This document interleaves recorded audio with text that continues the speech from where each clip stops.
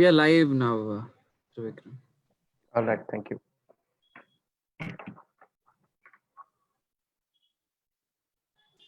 So I'm changing the host. You please confirm on that. Please change it to Advocates Association 1.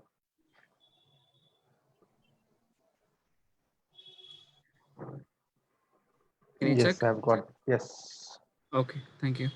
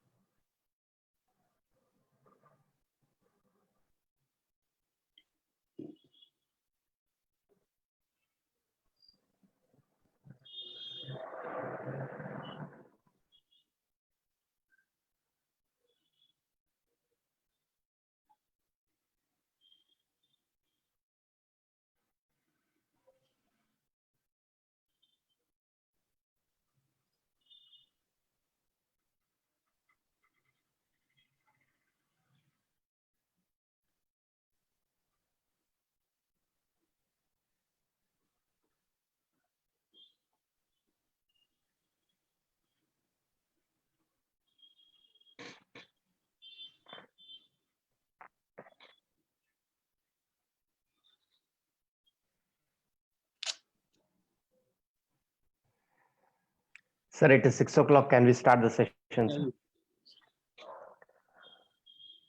Good evening, a warm welcome to all of you to the webinar series hosted by Advocates Association Bengaluru. We have with us today Shri Nagendra R. Nayak, Advocate. Sir, we are happy to have you with us today. Welcome to the webinar. Thank you. Thank you.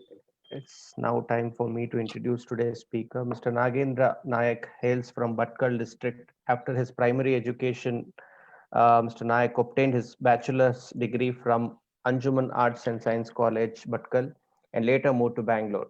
He got his law degree from Dayanand Sagar College of Law and enrolled as an advocate in the year 1993. Immediately, he joined the office of Senior Advocate Shri P.S. Rajgopal. Regularly, Mr. Nayak has been appearing before the Honorable High Court of Karnataka, Karnataka Administrative Tribunal, Special Court for Prevention of Corruption Act, Central Government Industrial Tribunal, and Labor Courts. Mr. Nayak has represented bank trade unions before various courts and also represented the bank managements before industrial tribunals and advised them on issues relating to industrial relations. He has appeared in a number of criminal matters before various courts in Bangalore and outside Bangalore. He is also appointed as a special public prosecutor by the state government to appear on behalf of the victim in the Fraser Town rape case. Apart from his profession, Mr. Nayak has interest in agriculture and his family has developed a floriculture farm. Sir, on behalf of Advocates Association Bengaluru, I extend a warm welcome to you. Over to you, sir. Thank you, Vikram. Good evening, everybody. First, let me thank Mr. Rangnath and his team for taking this initiative. And I am keenly following these webinars on a regular basis. And they are selecting very good subjects. When they invited me, I thought the hot subject is Prevention of Corruption Act, because it is one of my favorite subjects. Though I started practice on service side with my senior Sri P.S. Rajgopal, the Prevention of Corruption Act trial were incidental, or we were having major cases along with our departmental inquiries. That is how I got interest in the PC Act and I started practicing. And I have conducted more than 300, 400 trials on, complete trials on PC Act. And instead of referring to the several provisions of the Act and the judgment, which you can read on the SCC online, I feel if I share my experience as a trial lawyer, how to prepare for the defense as a defense advocate, that will help the younger generation to take up the career further. Let us have a look at, because the subject we have selected is Prevention of Corruption Act vis-a-vis bureaucracy.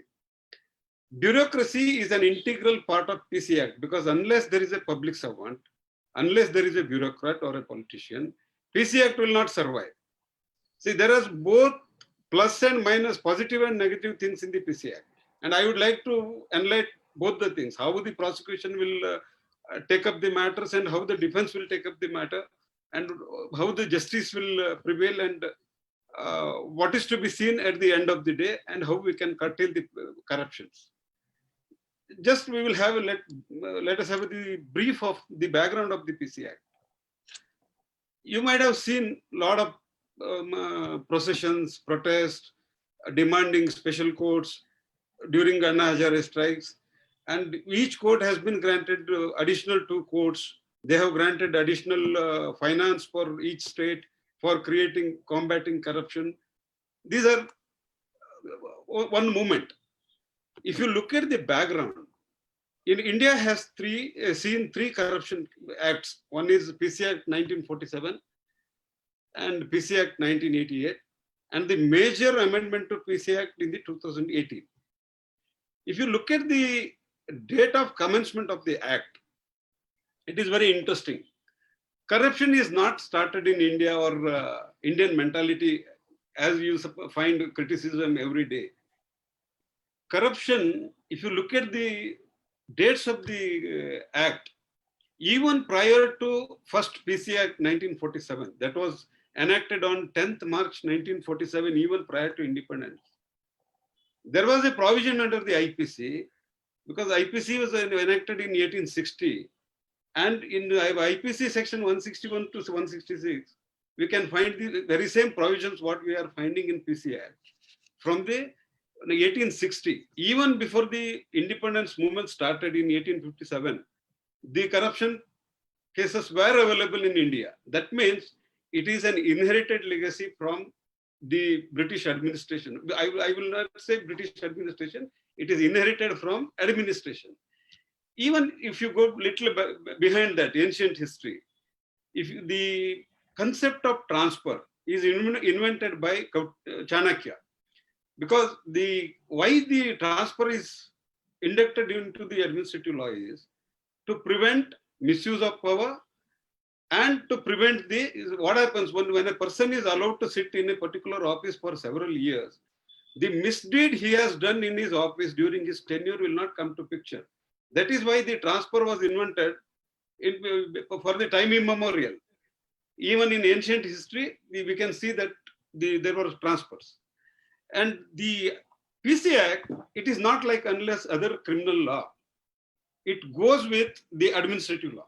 Because anybody who wants to practice Prevention of Corruption Act, he must be thorough with the administrative law. Because the administrative law principles are intrinsic with the provisions of PC Act. Suppose if you take up a case of abuse, there will be delegated power, there will be bias, there will be malafide actions, there will be ratifications, there will be malice. Every action of the administrative law is available when you are defending or prosecuting a Prevention of Corruption Act cases. I'll give the examples for that also.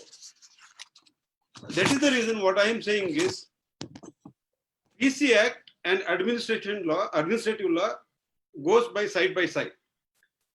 Now we will go to the one particular set of cases. Then we will know how it goes by side. What happens when we look at the administration? We are calling the CBI, that is constituted under the Delhi Special Police Establishment Act. That was enacted in 1946, even before the independent India. That means the administration is struggling to curtail the corruption from even before the independence. If you look at the journals, the SEC reporting journals, the major cases we are looking at and we are finding after 1970. The first 20 years, we did not have major cases. Slowly, it has increasing. That means the mindset towards corruption has increased after 1970. Now, I will give an example. We will take a murder case. There, an accused is not authorized to do a murder. He will commit the murder, then allegation will be made, accused will be silent. It will be the duty of the prosecution to say, this man has committed murder and these are the evidences I am placing before the court to prove that he is the guilty. But in PC Act, it is not like that. We'll take the example of a bank manager. A bank manager is vested with his administrative power to sanction loan. He will sanction loan during his regular business. He is made to grant loan. He is paid salary to improve the business. Then in the process of the business, the manager is required to collect deposits. He has to help the customers. He has to grant the loan. He has to grant different facilities. Once the loan becomes NPA, then everything will start. Then the allegation starts.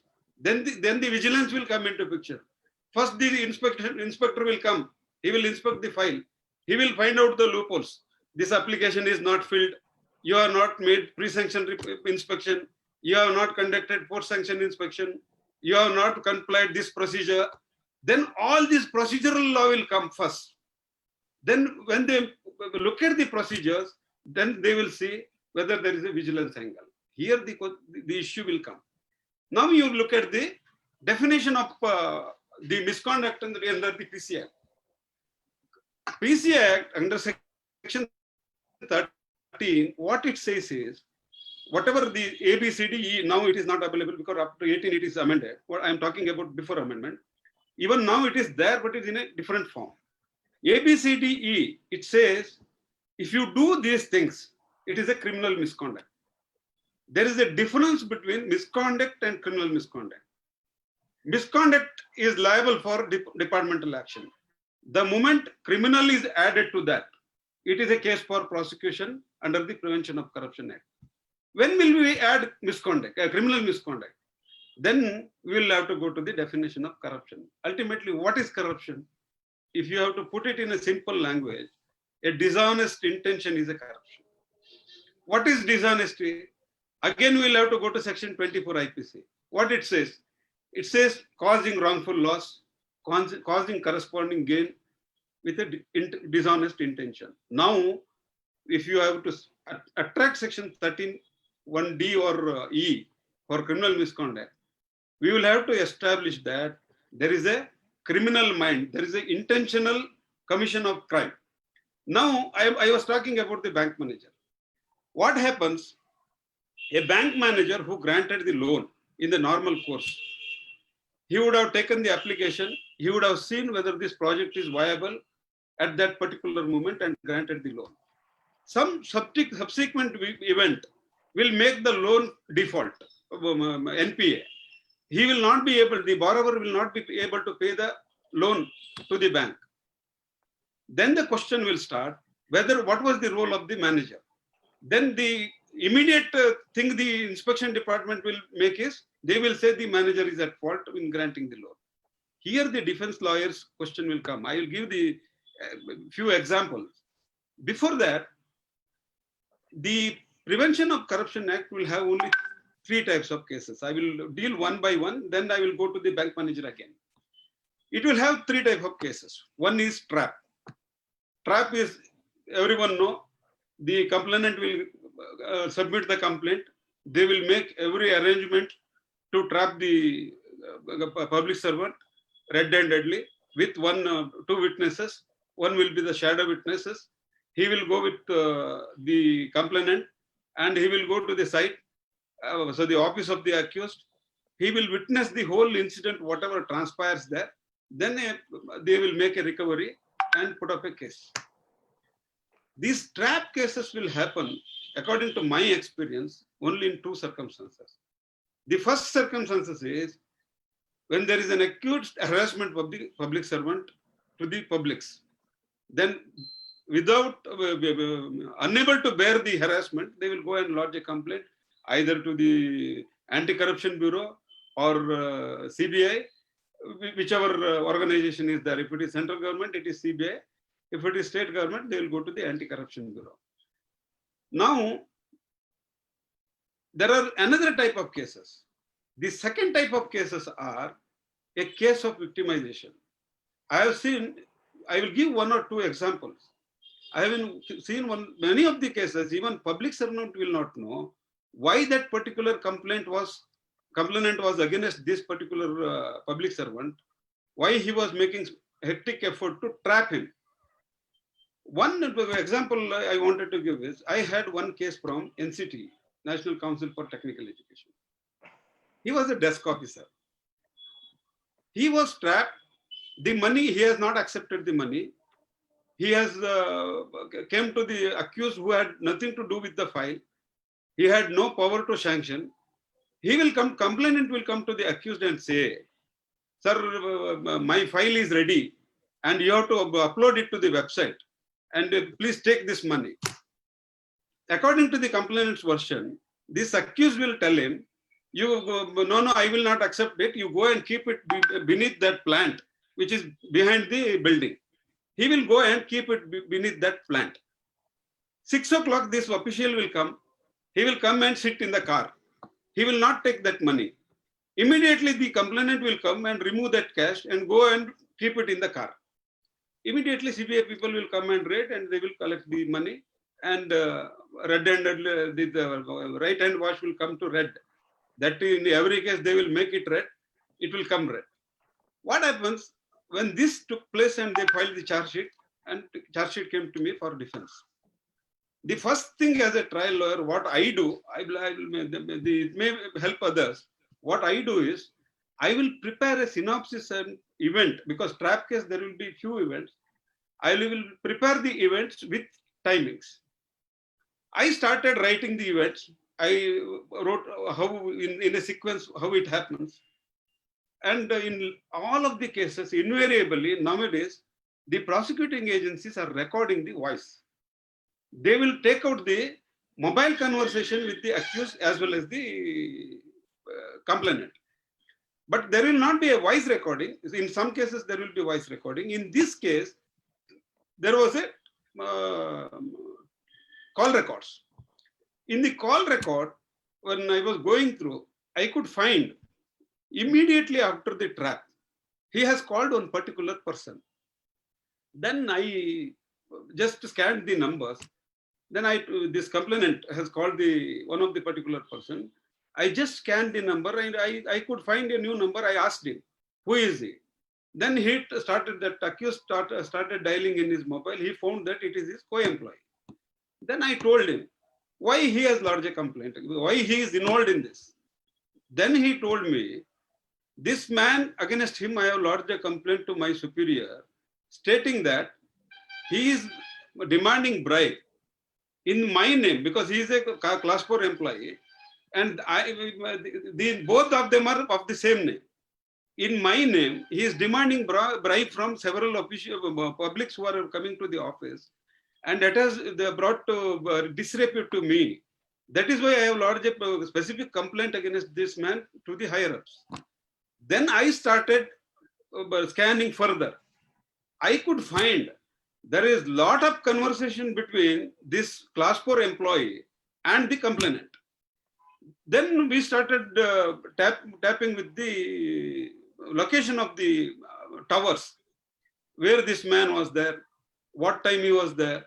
Then I started questioning, because he stayed in Nagarbavi for even previous day of the trap.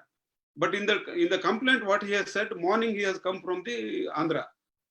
Then I could find out there is something fishy.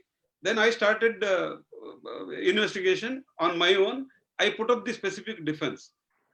I could succeed in that case only on that complaint, because a third party involvement is there in the case. This type of incident I could find in 2-3 cases. I have taken similar defense and succeeded. And it is a fact. The co-employees are the biggest threat many times. In these type of cases, the first thing as a defense counsel, what we have to do is we have to spend certain time with the clients and find out how their office works, how that crime scene is there, what is their background, is there any enmity? All these things we'll have to find out. I am not saying there are many genuine cases. I was telling about the conduct. I have seen earlier the view was the general way I am talking. The fresh IAS officers were never taking bribe. Nowadays, the morality has gone down. Now even the probationary IAS officers I have seen taking bribe. That is, this is very astonishing. And we have a case, even before the probationary is declared, they have been trapped in many of the cases, or they have been involved in many of the misconduct cases, abuse of power cases. It is mindset. I will come to that a little later, how it works. What I would like to say is, in a trap case, it will happen only for two major reasons, either for harassment or victimization. In these two type of cases, as a defense lawyer, we will have to put up a proper defense. It is not like, unlike other cases, without putting up the defense. Connection hoita? Vikram? ಇಲ್ಲ sir ನಾನು video of ಮಾಡಿದ್ದೀನಿ, ನೀವು continue ಮಾಡಬಹುದು. Okay. What I'm saying is, in like other criminal cases, here we can't be silent. In a trap case, you can be silent, but it is always better to take a defense, specific defense. This is one. In the case of abuse of power, that is second part of the case. This is the major cases we are getting in CBI, not in Lokayukta cases. Nowadays, it is there. Denotification, then granting land, all these cases will come under that. I will give a classic example how these cases will happen. These abuse of power cases, it is a very thin layer is there in this. The Central Vigilance Commission has periodically issued guidelines to the department to take up the cases only involving vigilance angle. Because in these cases, victimization is more. In one classic case, recently it is acquitted. There were allegation of 117 crores in a public sector bank. I represented one of the client who is the chairman of the bank. He retired in the year 1992, 30th June 1992. Then the case was filed in the year 1995, after 3 years of his retirement, for an incident of 1985. The first loan was granted in the year 1985. Continuously, there were three chairmen. It was granted in the period of 3 chairmen, so many GMs, so many AGMs and DGMs. Finally, they selected 8 and prosecuted them. The interesting part is, the bank has filed 3 complaints. First complaint was closed, saying that there is no case. Second complaint was filed, saying there is no case, and it is closed, there is no case. The third complaint was taken cognizance. Then the charge sheet was filed in the year 2000, after 8 years of the retirement of the 2 chairmen and GMs. Then the case was acquitted in the year 2018.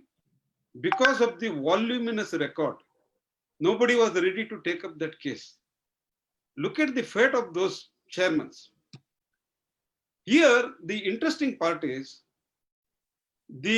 what the prosecuting agency was required to do the things, they have not done. The Central Vigilance Commission says you have to bifurcate a line between a bona fide decision and a mala fide decision. What is bona fide decision? This is where I said, I have given the earlier example. The manager in a particular circumstances grants the loan. then at the later point of time, the borrower will not be able to repay the loan. It is like Vijay Mallya. He has borrowed the money. He has paid highest tax, highest fuel. I don't know whether he has misappropriated or not. But ultimately, he could not run the business. There is a default. Whether it is willful default, whether criminal intention was there, it has to be proved. Second thing. But whether the time of sanctioning the loan, whether there was a dishonest intention is the question. Courts will have to judge the things with the circumstances on hand on the date of sanction of the loan, not the subsequent events. Because otherwise, it is a contractual matter. What the prosecution has to prove is on the date of entering the bank by the borrower, whether there was a dishonest intention. Because in a contractual matter, if the dishonest intention is not appearing on the date when he has entered to the bank, then it is not a case of cheating. It is a case of simple contract. Here, it is easy to make allegation against every individual who is exercising the power, but it is very difficult to prove. But the ordeal they are facing, the administrative members are facing, the officers are facing, that is unbearable. Because I have seen in many cases, even in my case, that chairman, his 3 children are settled in US. He could not go to US from 1990 till 2018. And most of the time, he had 3 cases. All 3 cases are politically motivated. The interesting part of it is, I was talking about the 3rd complaint. The 3rd complaint was registered after one of the property of the CBI director was purchased by the Vijaya Bank. This I have brought it in evidence in a defense. See, look at the fate of the chairman. Generally, when you make an allegation saying that there is 117 crore fraud, everybody will be carried away with the impression that these people have committed fraud. Nobody will come to the rescue of the officials. That is where the policy paralysis will happen. This is how it happened in 2G. There is a reason for amendment of 2018 PC Act. 2018 PC Act, whatever the amendment has been made, the first draft has come in the year 2013. Do you know the reasons? The reason is, in the central government, after this 2G and Colgate cases, there was no secretary who was willing to sign the file. Because whichever secretary who has signed the file, they were in jail. They felt it is better, it is safe not to sign the file. Thousands of files were pending. Then government felt we have to amend the rule. We have to safeguard the at least honest public servants. Then they proposed an amendment in 2013. That first amendment was passed by Lok Sabha, but Rajya Sabha did not pass it. Then again it has failed. Then again in 2016 they have passed it. Then in 2018 Rajya Sabha cleared it, and the total shape of the act is changed now. Some people are talking it is amended to help the public servant. No. They have seen the lot of cases where the courts could not have understood the real intention of it. The problems, I will say, there are 3rd category of cases, the disproportionate asset cases. The 2018 amendment, which has taken care of the trap and abuse of power abuse cases, as well as the disproportionate asset cases. The earlier definition, if you look at the 13(1)(e), whatever income you have not reported to your employer, it is not counted by the prosecution for lawful source. There are certain examples I could give. A public servant has a building. He will declare the building. He will receive the rent through check. But that check is not declared to rent is not declared to the department in the annual assets and liability statement. Court will say in a trial, you have not declared it in your assets and liability statement. We will not take it as income. In the result, the lawful income of the public servant was not taken into account. This was causing a lot of problem to the public servants in defending the case of disproportionate asset. Then what happened? The definition is changed now. Now it says any income from lawful source is acceptable. That means now the public servant burden is relieved. He will have to show that whatever income he has taken, whatever income he has received, it is from a lawful source. Therefore, my observation of the amendment is there is no intention to help the public servant. The intention was to protect the public servant from unlawful prosecutions. Now, how the courts will look at the prevention of corruption cases. I will not refer to the judgments. You might not have come across quashing of prevention of corruption cases by any court, barring few.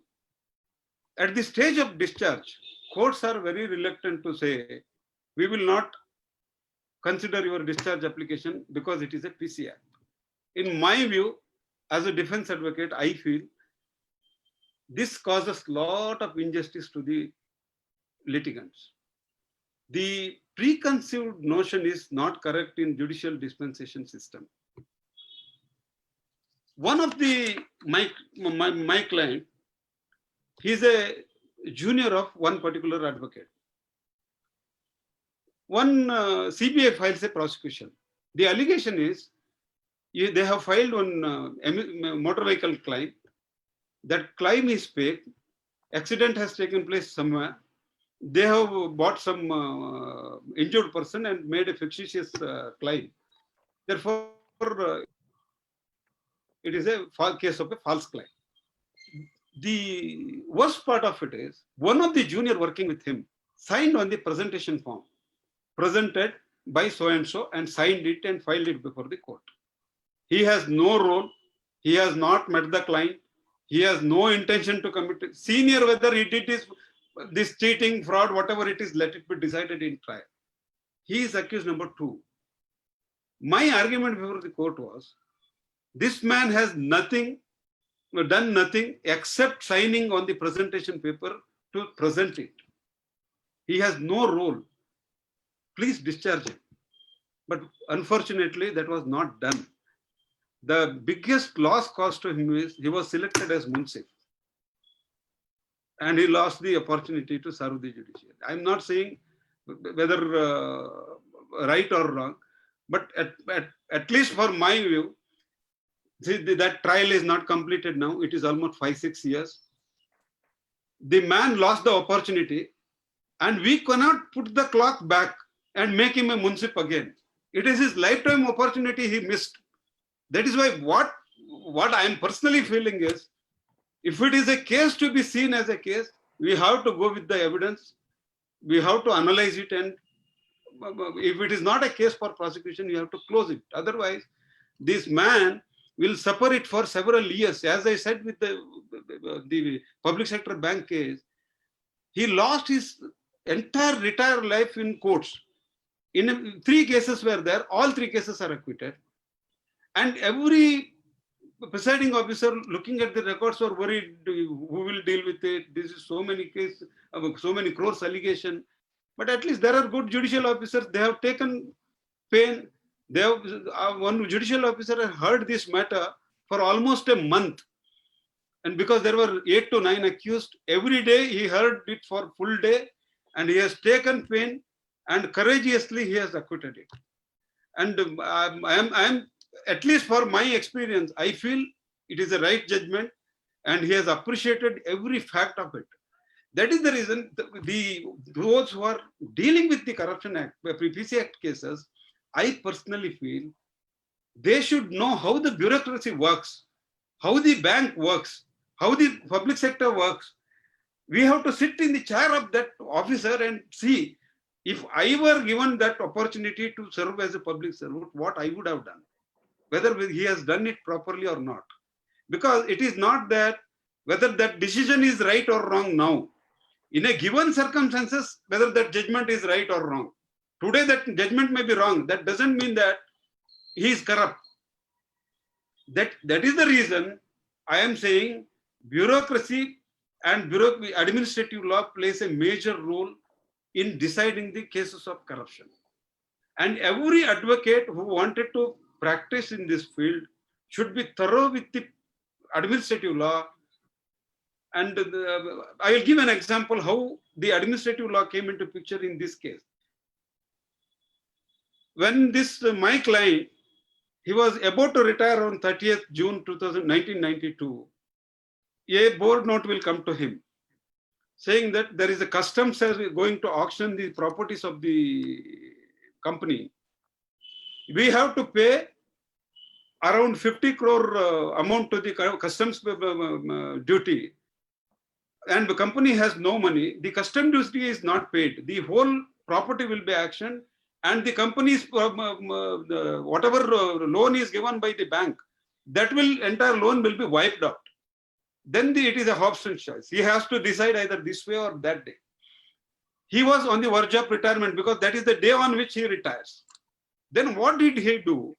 He called all his general managers and he constituted a committee. He discussed it with the general managers and said, what is the decision we are going to take? Everybody said we will take a decision to pay the customs duty and protect the asset of the company. They decided, they granted additional another 50 crores and saved the auction, saved the property of the company. When this was done, it was placed on the next board meeting. Board has ratified it. This action was ratified. And subsequently, even after retirement, another MD who has taken over granted another 15 crores. That means here the ratification question came. One of the points we have argued is, whatever action I have taken, it is ratified by the next MD and the board. And after that, my successor in office has also granted another additional 17 crores. That means the decisions which I have taken at the given point of time is a bona fide decision. Court agreed with it. What I would like to emphasize here is the question of ratification has saved me there. This is not in one case. In so many cases, we will take this. See, the administrative machinery, the ratification is the biggest part in the banking system. The best thing the administrative structure having is transparency. What the court has to see or the defense has to put up is, every public servant has to say in a defense that my dealings are transparent. I brought it to the notice of the head office. They are in the knowledge of it. If you have not taken this defense, it is very difficult to defend a case of abuse of power, because I will have to prove that I was not doing anything with a criminal mind, with an intention to causing loss to the establishment and having corresponding gain to the public. This is exactly the defense every case the lawyer has to put up, according to me. Because in other criminal cases, we need not put up this defense, because there they are not allowed to do that, discharge that function. A person is not allowed to commit murder. A person is not allowed to assault someone else. They cannot justify that. They cannot take a specific plea. Here, every public servant is required to take a proper defense that my actions were justified for this reason. I had no bad intention in doing this. This will be the thing. In a case of disproportionate asset, there will be many of the assets the public servant has acquired. In one of the incident, it is a case, conviction case. It was very interesting. The problem is that man, he was working in a public sector undertaking. He was very conservative man. he was depositing 1,000 rupees for 1 year. And he will get 1,130 rupees along with interest. What he will do, he will remove this from this bank and another bank will give him another 0.5% interest extra. He will go and deposit in that bank. This is how he made so many deposits, but by the end of the trial, I could not produce any document to say that it is an interest earned, because the bank will not have the documents for that. This man is prosecuted after 30 years of his service. Whatever deposits he has made in the last 30 years, I was not able to prove. Then there was a disproportionate asset and he was convicted. Personally, I feel he's a victim because he did it, but he is not able to prove his defense. And one more case, presently it is under trial. A municipality member has been prosecuted. The allegation is he has amassed wealth as a municipality member, but he is a big businessman. Continuously, he is a member of municipality for almost 40 years.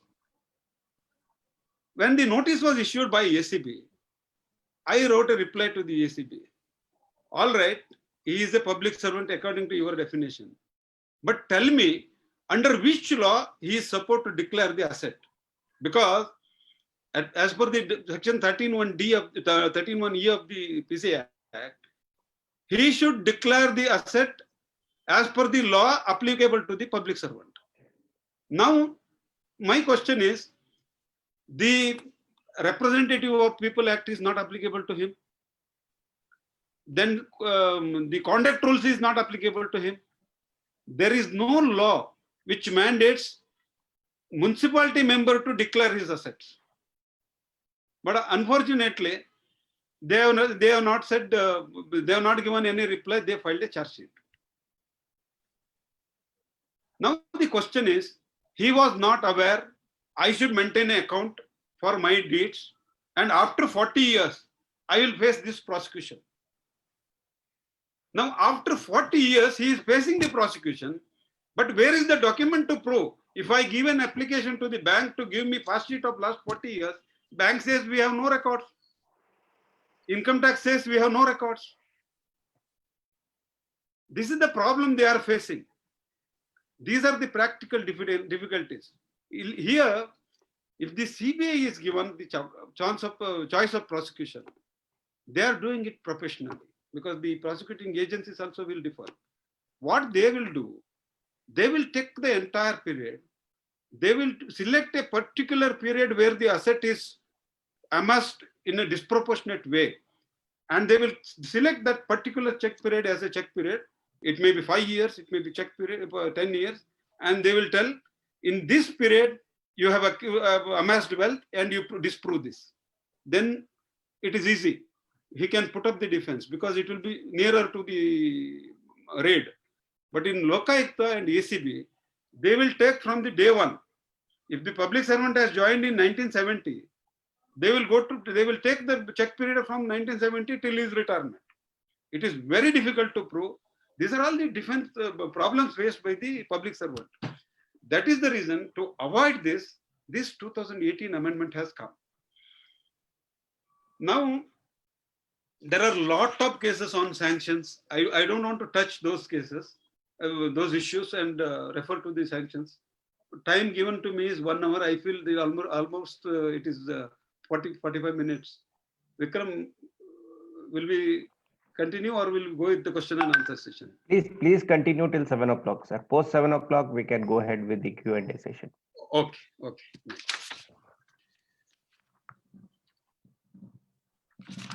Now, I will come to the question of sanction. What happens? I'll give an example of discharge case. In one case relating to a public servant, we have conducted the trial. We have examined the sanctioning authority. At the time of judgment, court felt that sanction is not in order. Then court discharged the accused. Then CBI bought the sanction. Sorry, by that time, the public servant was dismissed from service. CBI filed a second charge sheet. My argument was there was no chance for discharge at the stage of judgment, because if it is to be a discharge, it has to be at the stage of HBC, not after full trial. But court felt no, trial is permissible. Trial was conducted with the same evidence. They convicted him. The court convicted him. Now, it is pending in appeal. After several years, now Supreme Court said, once the accused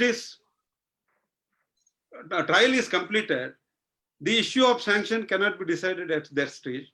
Now, even if you decide that sanction is not proper, there cannot be a second trial.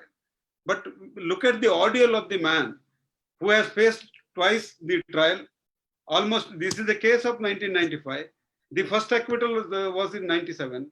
Then the second charge sheet was in 2001. Then the second conviction was in 2010. The entire life he is ruined in the court. If the law is not settled, or the prosecuting agency, defense, or the presiding officers, if they have not interpreted the law properly, and if a wrong judgment or if a wrong prosecution takes place, the suffering of the public is huge. And the man's life is totally sealed. One more example I will give how the public servant will take misuse of the things. One incident took place in Corporation Bank. There were two DGMs, and both of them are competitors for the next post. Aged DGM was working in one particular division. He granted certain loans. Those loans, one of the loan was NPA. The successor DGM, who is junior to the DGM, who occupied the office, he or she wrote a letter that this is a case which has to be referred to the CBI. They referred to the CBI and an FIR was registered. Then that DGM became an accused. The senior DGM became an accused. By the time senior DGM became an accused, their DPC started. In the DPC, when they started looking at the profiles, the senior DGM is facing a criminal case. He has been ignored. Then the next DGM came to picture. Though he or she is junior, she has become GM. Next, she became executive director. Next, she has not occupied the chairman. She became the executive director and retired. Look at the fate of the man who was facing the trial. He was in court. Luckily, and I remember this case because that is the only case in my professional career of 27 years. The judge who granted the bail has completed the trial, and we have completed the trial within 10 months. And the surprising part is we have examined 154 witnesses. And one accused was in US. Then I requested the court, because it was a case for discharge, I argued. The judge said, it is a prevention of corruption case. I will not definitely discharge, even you make your effort. But if you are ready, I will take up for trial. I said, I am ready. Then the judge issued summons every day for 10 witnesses. 3 or 4 witnesses will come to the trial. And we have examined that. And that was the case where one of the accused had recording of implementation of project from the scratch, day one till the production. I made a video presentation. I requested the judge. The allegation is, we have taken the loan, we have not implemented the project. It is not so. I will demonstrate before the court every day's action and whoever has visited.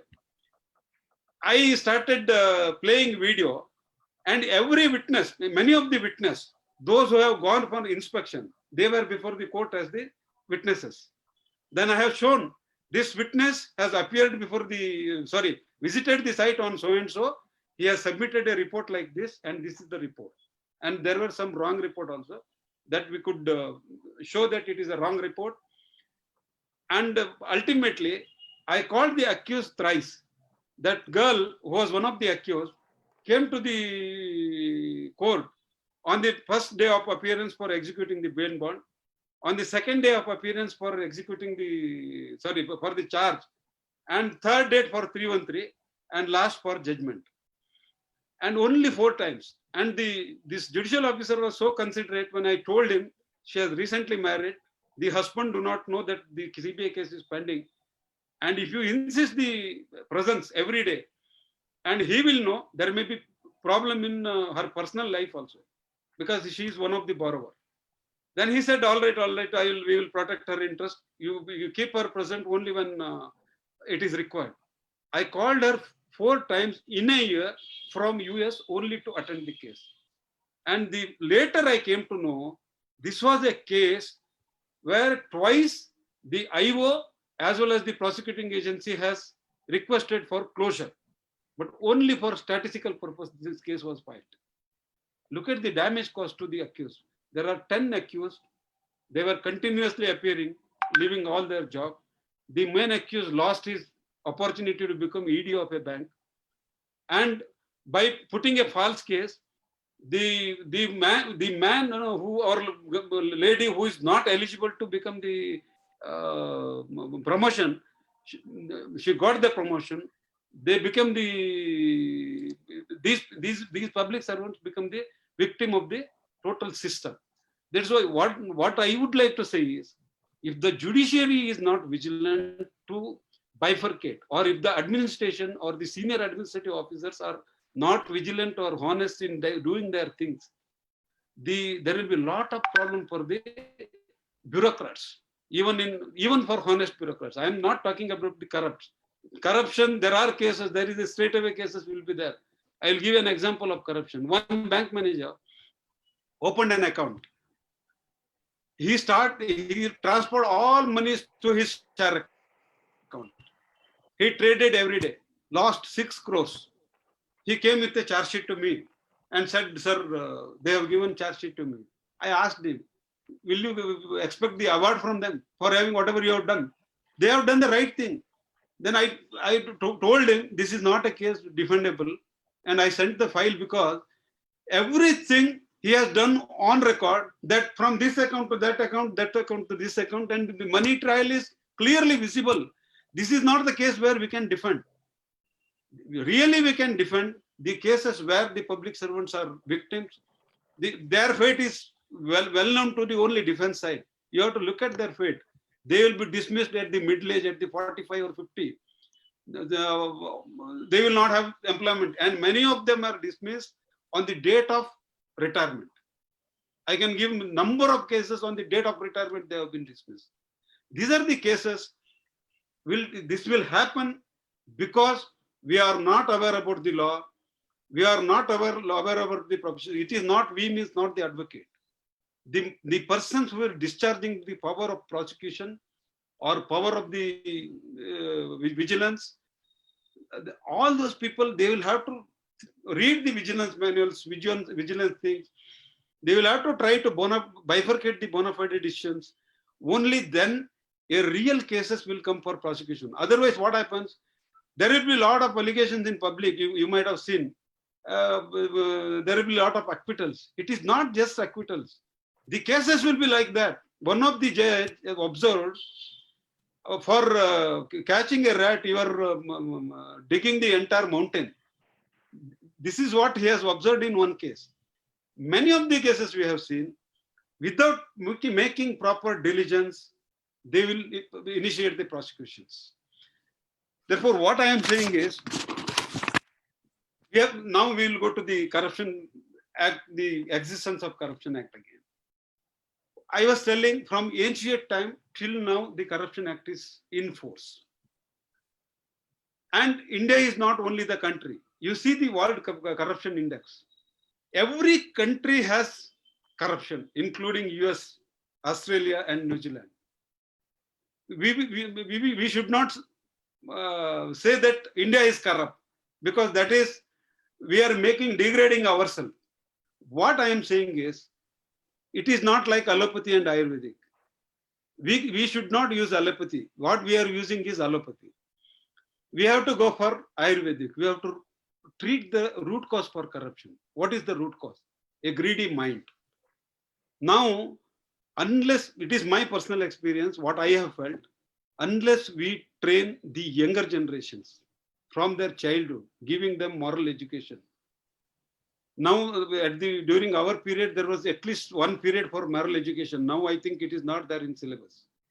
Unless you make them morally responsible, unless everybody is asking their conscience what I am doing, whether it is right or wrong, whatever law you bring, that will not reduce the corruption cases. That's what I wanted to conclude. It's almost 7, Vikram. We will go for question and answer series. If you want, you may continue for about 7 minutes, sir. We still have time, but if you want me to continue with Q&A, we can do that as well. We will go with the question and answer, because I can refer to several judgments, but I feel judgments are available in the net. What I thought, my experience as a defense counsel and how to put up the defense may help the younger generation. That is why I have more concentrated on this. Indeed, sir. Thank you very much for sharing the valuable insight. Now, let us move on to the Q&A section. I see Mr. Gupta is very curiously has raised his hand. All right, I would Please. unmute him. We'll Yes. start with Mr. Gupta.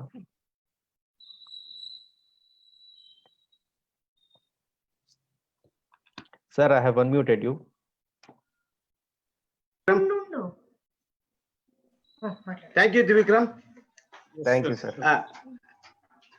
Nagendra Nayak, Yes, you have sir. given an insight of this act, PC Act. Yes, sir. ನೀವು ತಾವು ಹೇಳ್ತಾ ಇದ್ರಿ 1947 ಅಂತ. Sir.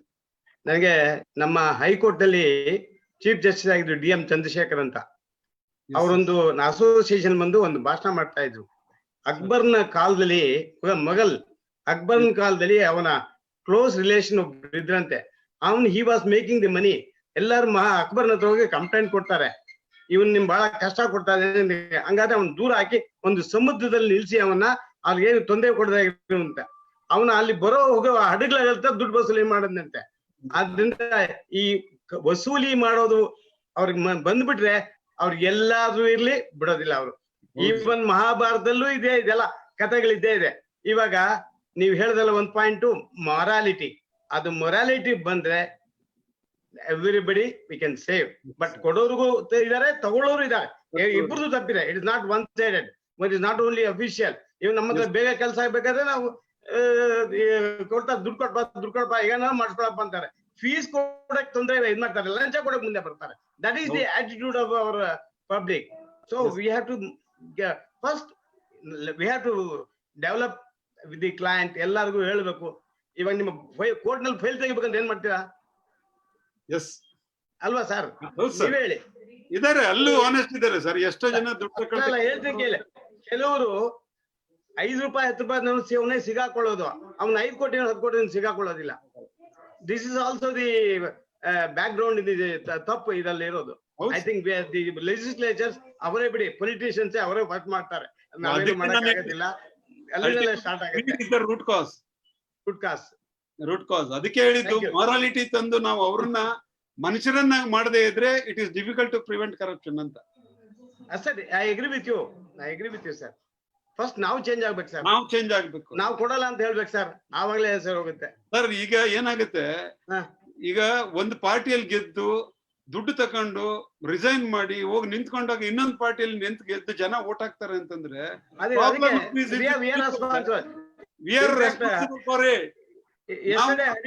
Mr. Harish raised the same thing. He lost the election, but he backdoor enters. He came into the legislative council. I think Harish was right. Everywhere it is there. That is the reason we have to treat the root. That is the reason I said Ayurveda. That is also a corruption, sir. That is also a corruption. Howdu, sir.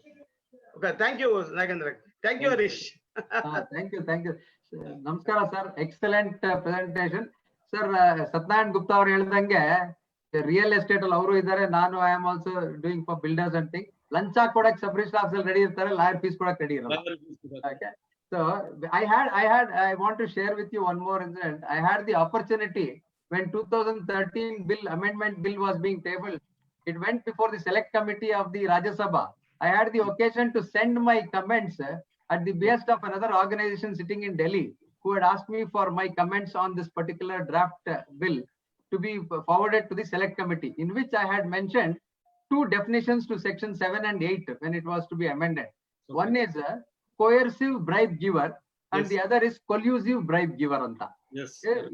These two distinctions need to be put into the act anta. Of course, collusive bribe giver ಅನ್ನೋ word ಇಲ್ಲದೆ ಇದ್ರೂ collusive bribe giver ಗೆ punishment ಇದೆ ಅಂತ amendment ಅಲ್ಲಿ ಆಗಿದೆ. Okay, corporate gift go ಎಲ್ಲದಕ್ಕೂ ಆಗಿದೆ. But I still feel these two words, though my suggestion on these two words have not been directly put into the amendment act, I still feel, don't you think that these two words need to be visible also in the act so that people will know what is a collusive bribe giver? ಇವಾಗ ಎಲ್ಲ ಟೆಂಡರ್ಗಳಲ್ಲಿ collusive bribe giver ಆಗ್ತಾರೆ. ಹಾಸ್ಪಿಟಲ್ಗಳಲ್ಲಿ government hospital ಅಲ್ಲಿ ನೋಡಿ ಹೆರಿಗೆ time ಅಲ್ಲಿ ಹೆರಿಗೆ ಆದ ತಕ್ಷಣ ಮಗು ತೋರ್ಸಕ್ಕೂ ಲಂಚ ಕೊಡಬೇಕು ಮನೆಯವರು. That is coercive bribe giver, ಇಲ್ಲಾಂದ್ರೆ ಕೊಡಲ್ಲ. ಔಷಧಿ ಕೊಡಕ್ಕೂ ಲಂಚ ಕೊಡಬೇಕು. Even now in COVID times you can see this in government hospitals happening. So I was having this feeling that these two definitions need to be visible in the act so that people will know what it is also. What I feel, these two cases can be covered in the present provisions. Both the coercive and collusive can be covered under the provision. It is not the law what is required.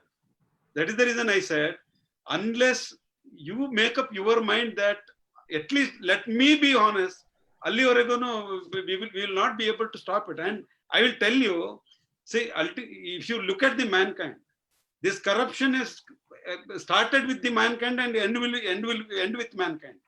As long as human beings are there, corruption will not stop. You can only reduce the degree.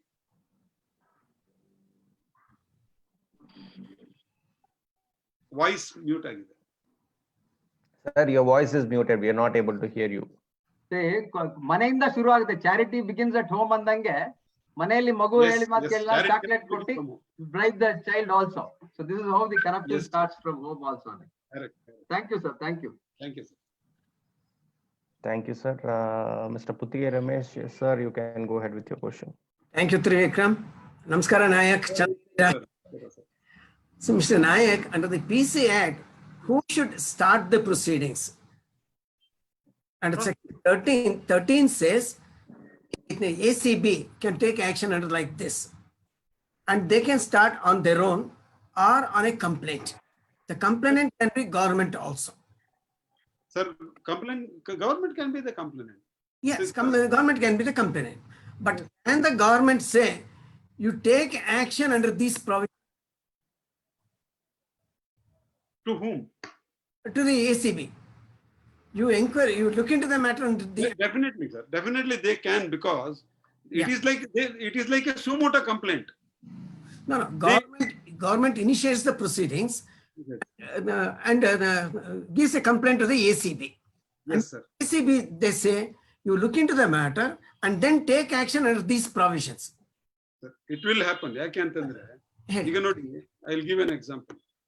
ಈಗ mining cases ಅಲ್ಲಿ supreme court ನಮ್ದು ಇವ್ರದ್ದು institute ಇದೆಯಲ್ಲ, ಅವ್ರದ್ದು ಹಿರೇಮಠ ಅವ್ರದ್ದು ಅವ್ರದೊಂದು public interest. ಹೌದು, ಅವರು they referred the matter to the CBI and said, that committee, and they said you submit a report. Once the report came, that report was sent to the CBI and said you take action according to law. No, that's fine. No. I agree. You take action in accordance with law, but can they say you take action under section 13(1), 13(2)? Then they will have to take it as a complaint. That becomes the first complaint. When they say ACB is a police station, Right. Government is sending a complaint to the police station to take action against the particular official. Fine. Till then, no problem. Provision, then it becomes a complaint. Fine.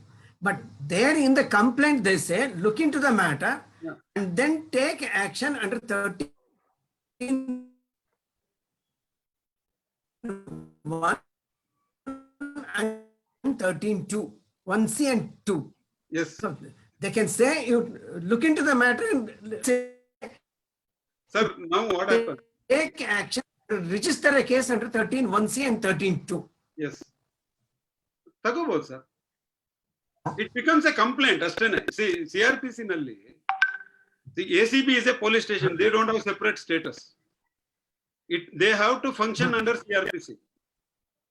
Whatever procedure is available in CRPC, same procedure are available for PCI. No, Because PCI, other than describing the offense, it will No, I not know. have any other procedure. no, Mr. Nayak, I have no dispute on the power of the government to lodge a complaint. Yes. And they direct the ACB to take action under these provisions. You are saying direction. A direction to take action under these provisions. For example, I lodge a complaint to the police station and then look into the matter and take action. But can I say you register a case under section 302, 304 or 376 ಅಂತ ಹೇಳಿಕ್ ಬರುತ್ತಾ? It is ಈಗ complaint ಅಲ್ಲಿ ನಾವು ಬರೆಯುವಾಗ advocates ಬರೆಯುವಾಗ ಇಂತಿಂತ ಸೆಕ್ಷನ್ಗೆ ನೀವು ಕಾಗ್ನಿಷನ್ಸ್ ತಕೊಳ್ಳಿ ಅಂತ ಬರಿತೀವಲ್ಲ ನಾವು. ನೀವು ಇಂತಿಂತದ್ದು ಅಪರಾಧ ಮಾಡಿದಾನೆ, ಇಂತಿಂತ ಸೆಕ್ಷನ್ಗೆ ನೀವು ಕಾಗ್ನಿಷನ್ಸ್ ತಕೊಳ್ಳಿ ಅಂತ ಬರಿತೀವಿ. See, police, whether they will take cognizance or not, different thing. But when I make a complaint, I will say these are the offenses have been committed. But ನಾವು ಹೇಳಲಿಕ್ಕೂ ಸರ್ಕಾರ ಇಲ್ಲ ಸರ್, ನಾವು ಹೇಳಲಿಕ್ಕೂ ಸರ್ಕಾರ ಹೇಳಲಿಕ್ಕೂ ವ್ಯತ್ಯಾಸ ಬರುತ್ತೆ. ಬಿಕಾಸ್ ಸರ್ಕಾರ ಹೇಳಿದ ಮೇಲೆ FIR ನ ಹೇಳಿದ್ದಾರೆ ಸರ್ಕಾರ. ಸರ್ ನಾನು ಅನಾಲಜಿ ಕೊಡ್ತೀನಿ ನಿಮ್ಗೆ. ನಾನು ಒಂದು ಅನಾಲಜಿ ಕೊಡ್ತೀನಿ. ಈಗ ಬ್ಯಾಂಕ್ ಅಲ್ಲಿ ಒಂದು ಫ್ರಾಡ್ ಆಗತ್ತೆ. ಬ್ಯಾಂಕ್ನವ್ರು ಏನ್ ಮಾಡ್ತಾರೆ, ಅದನ್ನ ಬೋರ್ಡ್ಗೆ ಇಡ್ತಾರೆ. ಬೋರ್ಡ್ನವ್ರು ಏನ್ ಹೇಳ್ತಾರೆ, refer the matter to the CBI ಅಂತಾರೆ. ಆವಾಗ ಅಲ್ಲಿ ವಿಜಿಲೆನ್ಸ್ ಆಫೀಸರ್ ಏನ್ ಮಾಡ್ತಾನೆ, we have conducted an inspection, these are the irregularities these people have committed, take action under for so and so provision ಅಂತ ಕಂಪ್ಲೇಂಟ್ ಕೊಡ್ತಾರೆ. It is just akin to that ಅಲ್ವಾ sir? Then it is after investigation by the CBI. Investigation ಏನಾಗೋದಿಲ್ಲ. Then after investigation they will take FIR is filed. FIR is filed as per the government. We are taking action under these provisions before investigation. ಅಲ್ಲ, ನನ್ನ ಪ್ರಕಾರ ಅದೇನ್ ತಪ್ಪಿಲ್ಲ ಅಂತ ಅನ್ಸುತ್ತೆ. Okay. Yes.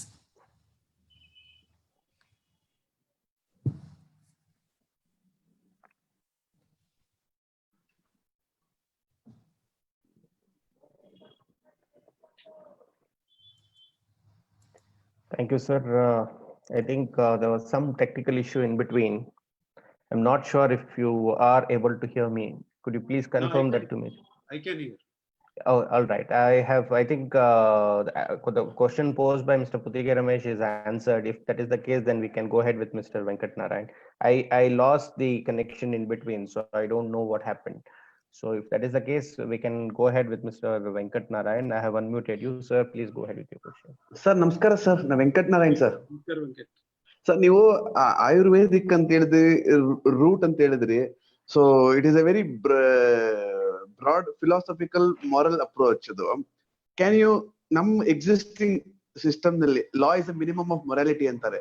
ಈ system ಅಲ್ಲಿ ಯಾವ್ದಾವ್ದೋ ಒಂದು ಆತರ ಅಟೆಂಪ್ಟ್ ಮಾಡೋ ಒಂದು ಉದಾಹರಣೆ ಕೊಡಕ್ಕಾಗತ್ತಾ ಸರ್, ಯಾವ ತರ ಮಾಡ್ಬೋದು ಅಂತ?